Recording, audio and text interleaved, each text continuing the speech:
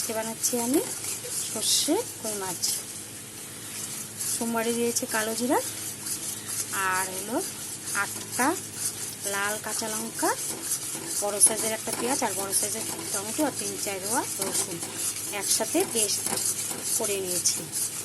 এখন এগুলো কষানো হয়ে গেলে 2 চামচ সর্ষা বেটে ছেঁকে নিয়েছি, আর দিয়েছিলাম আধা চামচ কাশ্মীরি লঙ্কার গুঁড়া, আধা চামচ জিরের গুঁড়া, আর আধা চামচ হলুদের গুঁড়া, আর টেস্টের জন্য অল্প চিনি দিয়েছি, অল্প সামান্য পরিমাণ।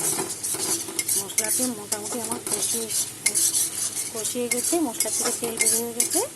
এখন বেটে ছেঁকে রাখা সরষাটা আমি দিয়ে দেবো। মশলা কষানো হয়ে গেছে, এখন 2 চামচ সর্ষে বেটে ছেঁকে নিয়েছিলাম, তখন দিয়ে দিলাম।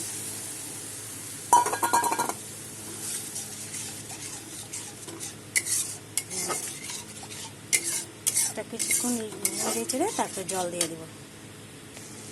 এখন দিয়ে দিব জল, পরিমাণ মতন জল দিয়ে দিলাম আধা চামচ লবণ। ঝোলটা ফুটে উঠলে আমি এখন মাছগুলো দিয়ে দেবো।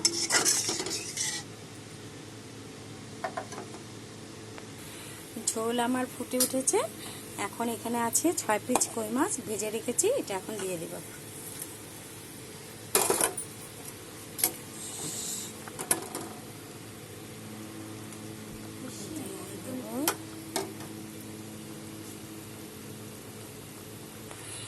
আমার শস্য দিয়ে কই মাছ হয়ে গেছে। তোমরা এরকম করে বানিয়ে খাবে, খেয়ে বলবে কেমন হয়েছে।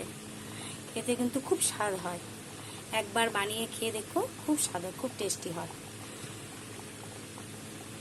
লাইক করবে, কমেন্ট করবে, শেয়ার করবে। Thank you.